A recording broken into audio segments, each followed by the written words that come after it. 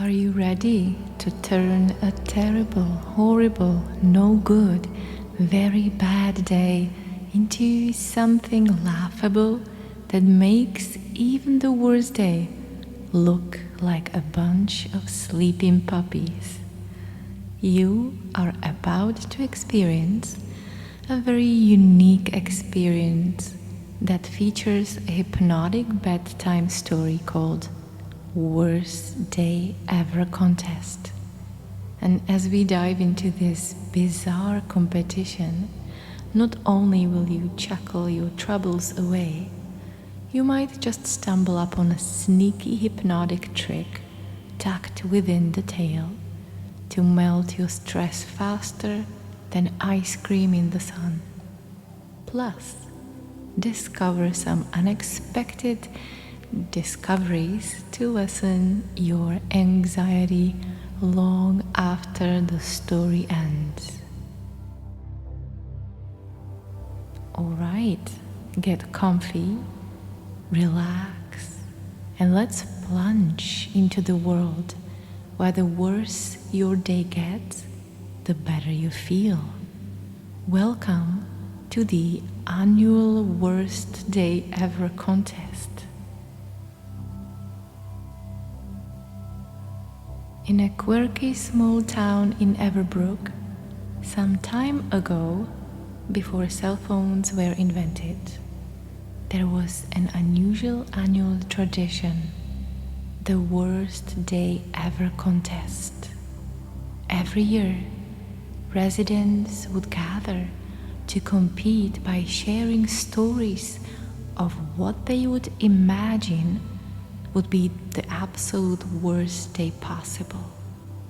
The winner, chosen for the most disastrous and hilariously exaggerated scenario, would receive a year's supply of free massages.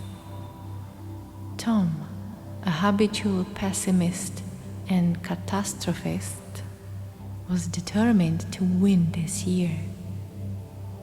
As he pondered the blissful possibility of winning, he imagined the soothing ambience of the massage room, where the scent of lavender and sandalwood mingled in the air like a delicate calming dance. He pictured himself lying on a plush massage table, the room dimly lit with candles, casting soft shadows that played on the walls. Each deep breath he took was like inhaling tranquility and exhaling the chaotic clutter of his daily disasters. The massage therapist's hands were skilled artisans, each movement and pressure point a stroke of genius aimed at untying the complex knots of tension that had been taking residence in his shoulders and back. As he was thinking about it, his usual rigid posture relaxed, and for a moment Tom's face smoothed of its habitual furrows of worry. He relaxed his jaw. His belly became completely relaxed, and also his legs and the whole posture was suddenly completely relaxed and soft. He imagined each muscle in his back loosening like overcooked spaghetti, each touch dissipating stress like mist under morning sunlight. His breathing relaxed, and he became soft inside.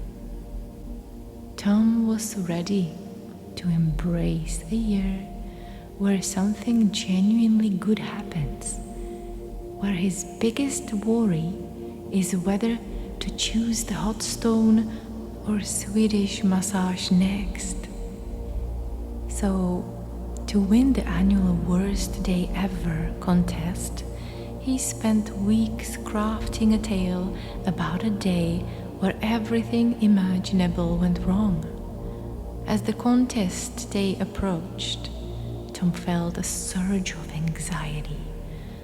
His imagination ran wild, not just about his fictional worst day, but also about the real consequences of sharing such a ridiculous story. Would people find it funny, or would it be too much? His fear nearly convinced him to back out.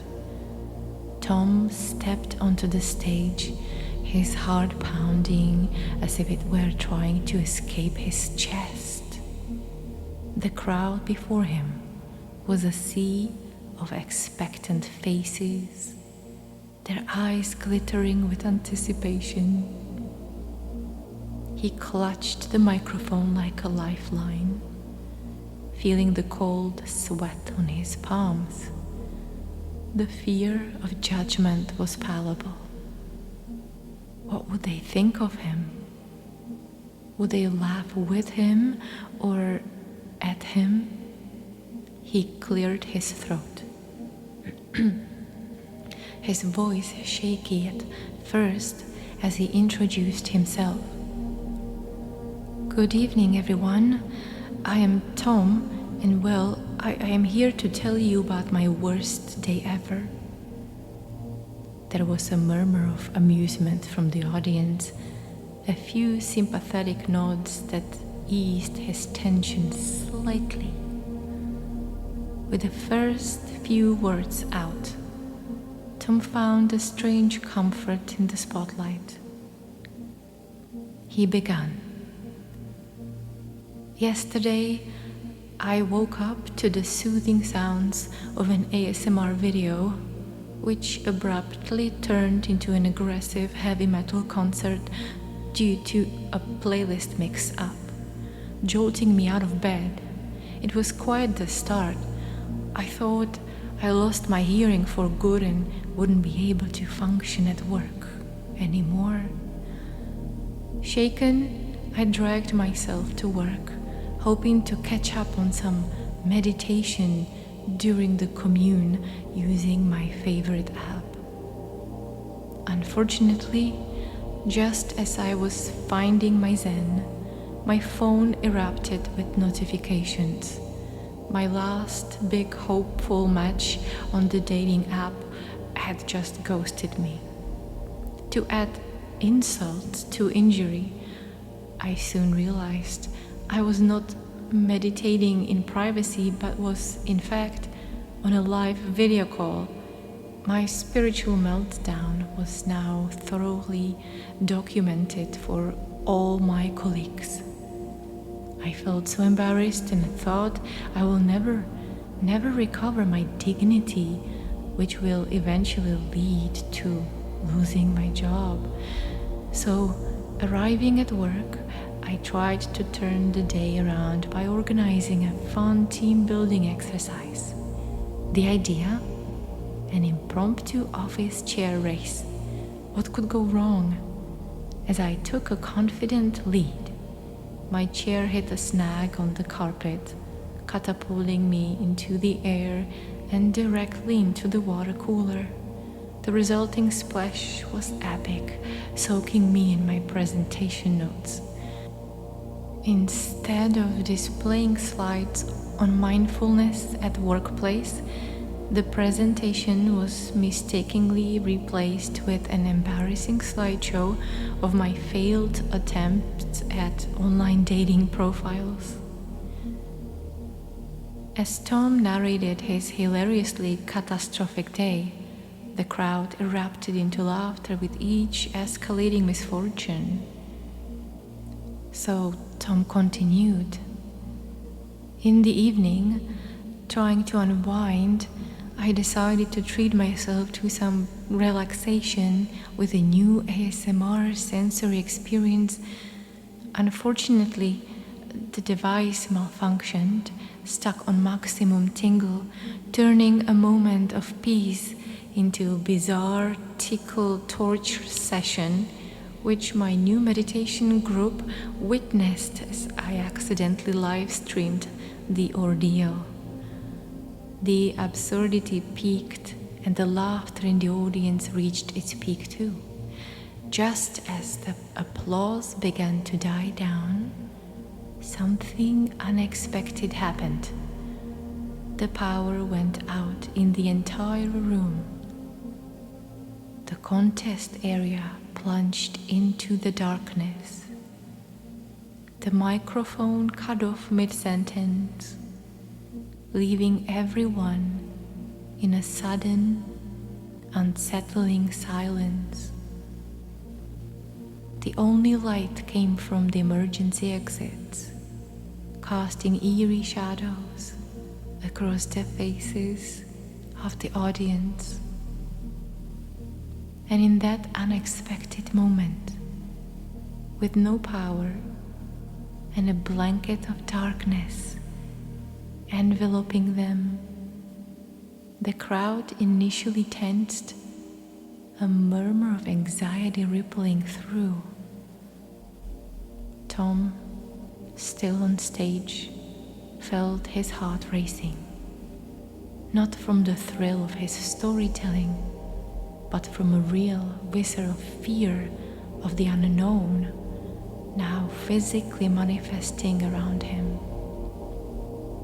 Tom started to imagine how he would trip over the cables on the stage while walking back, and everyone would witness his fall. He might even hurt himself badly and spend a week in the hospital, which means his crush would go out on a date with the other dude. His heart pounded, not from the thrill of storytelling, but from a primal dread. Meanwhile, in the minds of the townspeople, wild scenarios began to unspool.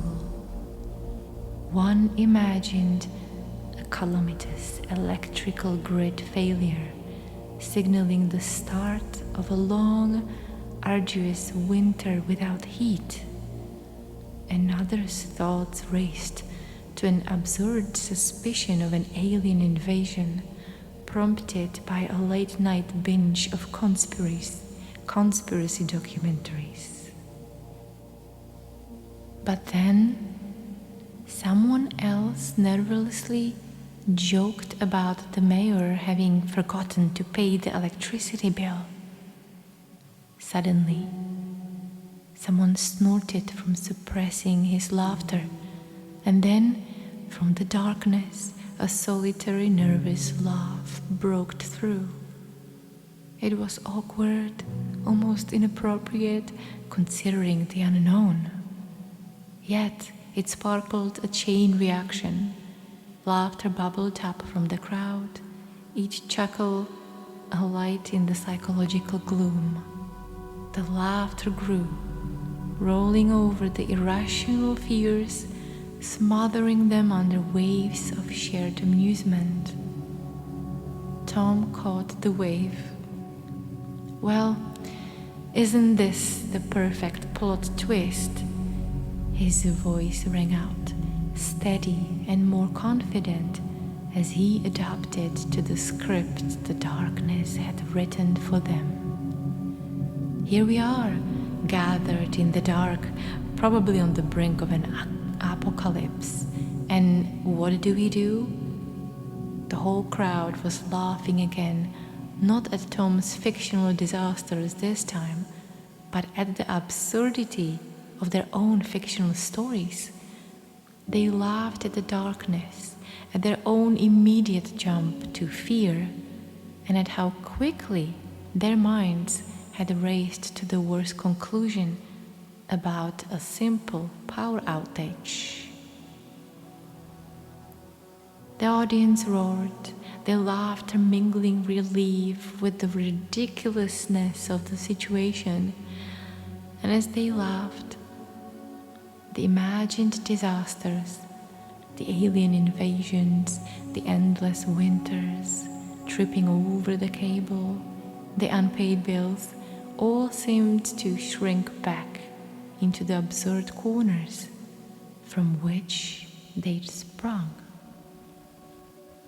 And when the lights flickered back to life, Tom's face was illuminated by a smile as broad as the stage. See, we all survived our worst day ever together. The applause that followed was thunderous, fueled not just by entertainment, but by a newfound appreciation for the present moment. Free from the grim futures their minds had briefly visited, Tom realized in that moment the power of his own story. It wasn't just the fictional misfortunes that were absurd, it was also their reaction to an uncertain situation. They had all jumped to a conclusion of catastrophe. It was all in their heads, just like the fears he had described.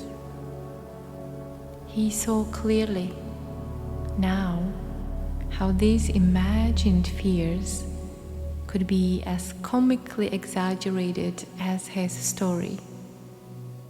The audience, still chuckling, gave Tom a standing ovation, not just for his creativity, but for the unexpected lesson they all experienced together, that the real uncertainty isn't about foreseeing darkness, but about embracing the moment, whatever it may be.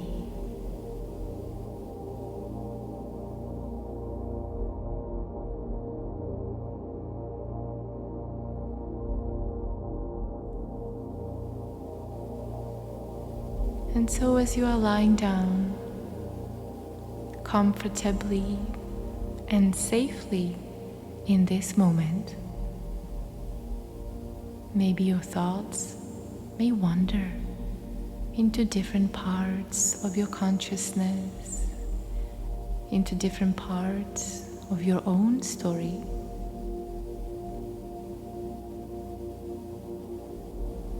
Maybe even thinking that it is not safe not to worry about the future.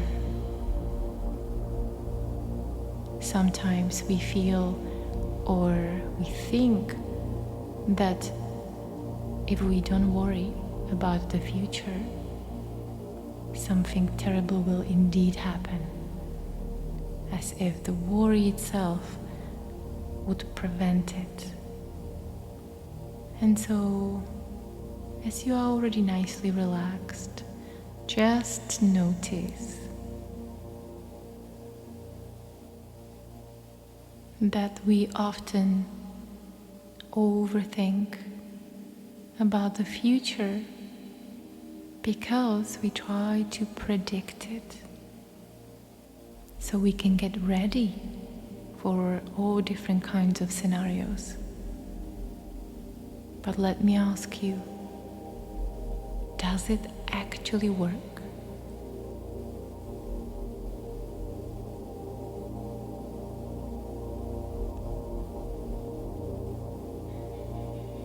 Can you ever know what will happen?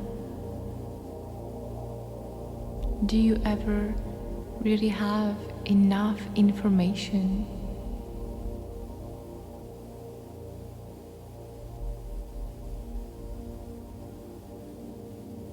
Doesn't sometimes worrying about the future stop you from actually enjoying what is now and already? From seeing the opportunities hiding in the unexpectedness, in those places that are scary to look at, like pure uncertainty.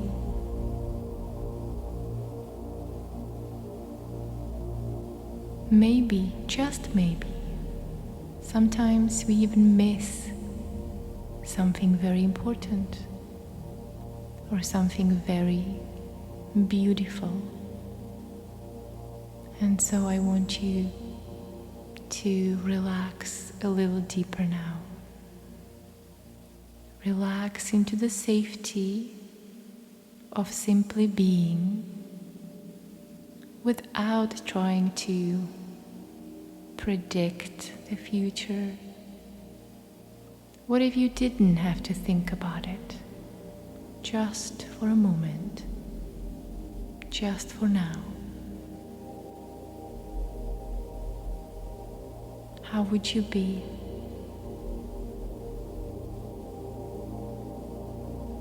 Relaxing deeper into your being,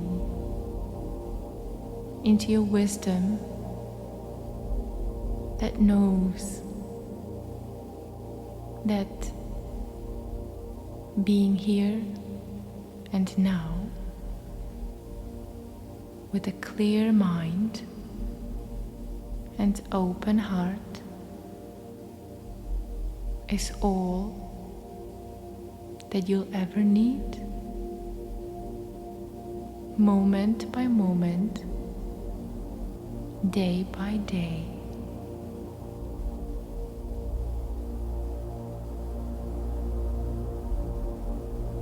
Relax into your being, which is always safe now.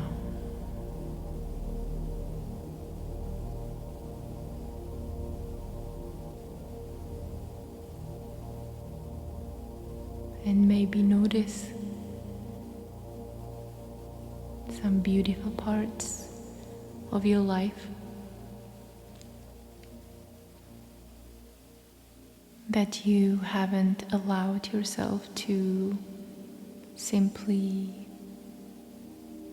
notice before.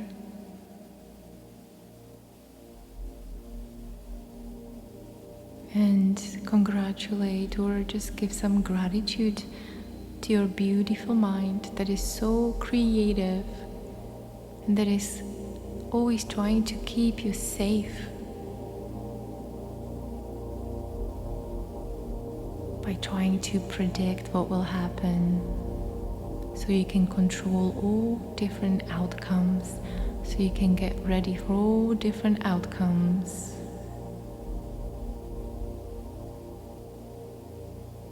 However, that is not possible. Life is so unpredictable. You cannot think of the unexpected surprises that always pop up, and therefore you will never have enough information to be eligible to worry, to be competent enough to worry. And so let's just relax into the knowing that we are all terribly incompetent at worry. Let's relax into our shared human experience, in which you notice that you are never alone and that you go through the same challenges as other people.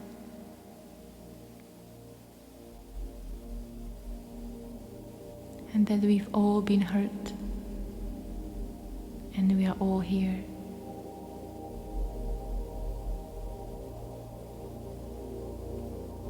And we have the most important things in common.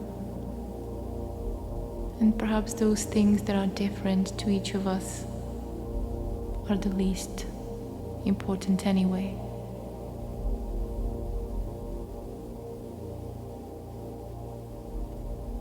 Relaxing deeper, letting go, just enjoying being exactly as you are, even with the thoughts that pop up, even with the stories that sometimes show you future, which is just an image in your mind, taking you away from the natural abundance, sometimes and hidden opportunities, or think that if we don't worry that are really waiting here for you, something terrible will indeed happen if you just as if the notice itself would prevent it. And so, as you are already nicely relaxed, just notice that we often overthink about the future because we try to predict, so we can get ready for all different kinds of scenarios. But let me ask you, does it actually work?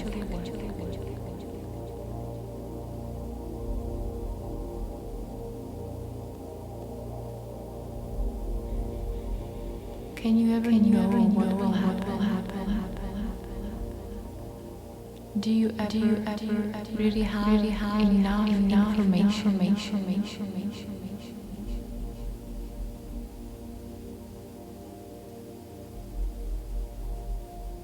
Doesn't sometimes worrying about the future stop you from actually enjoying what is now and already from seeing the opportunities hiding in the unexpected,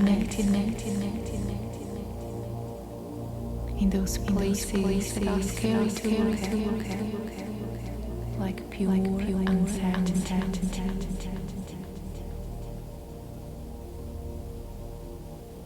Maybe sometimes we even miss something very important, or something very beautiful. And so I want you to relax a little deeper now. Relax into the safety of simply being, without trying to predict the future. What if you didn't have to think about it? Just for a moment. Just for now. How would you be?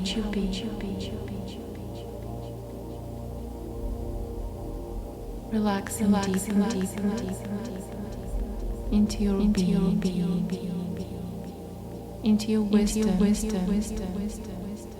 that knows that being here and now with a clear mind and open heart is all that you'll ever need. Moment by moment, day by day.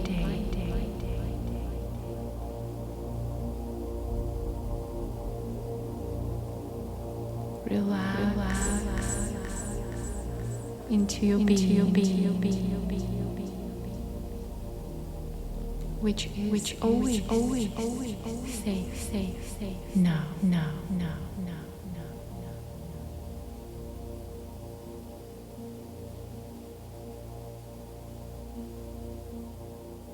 And maybe notice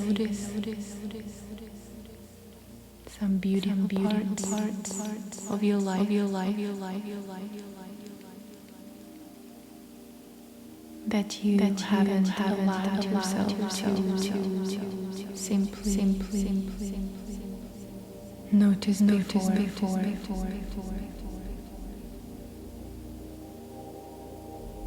And congratulate or just give some gratitude to your beautiful mind that is so creative, that is always trying to keep you safe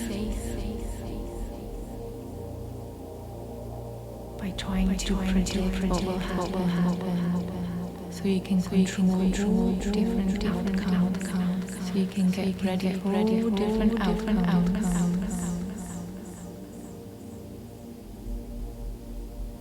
However, that is not possible. Life is so unpredictable. You cannot think of the unexpected surprises that always pop. And therefore you will never have enough information to be eligible to be competent enough to worry. And so let's just relax into the knowledge that we are all terribly incompetent at war. Let's relax into our shared human experience, in which you notice that you are never alone, and that you go through the same challenges as other people.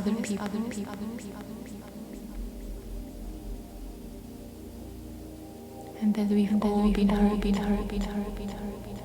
and we are all here.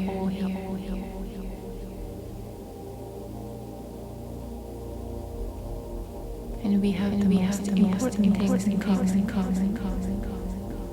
And perhaps those things that are different to each of us are the least important anyway.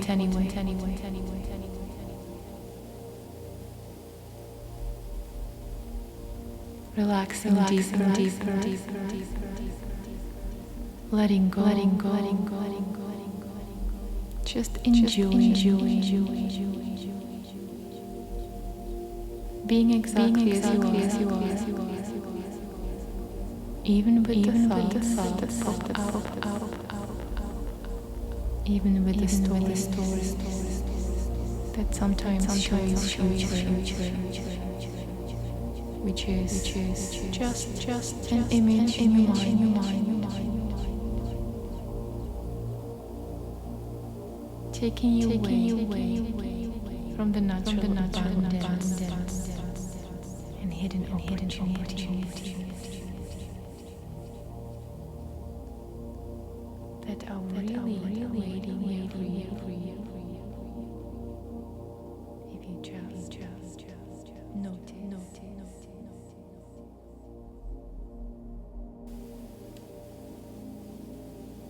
I hope you liked the story. Don't forget to subscribe and share with someone who maybe also had a bad day, to hear some of these relaxing lie down comedy trips. And if you are still awake, not just lying there counting your catastrophes, share with us one of your most ridiculous fears about the future, so we can all feel a little less alone in our chaos.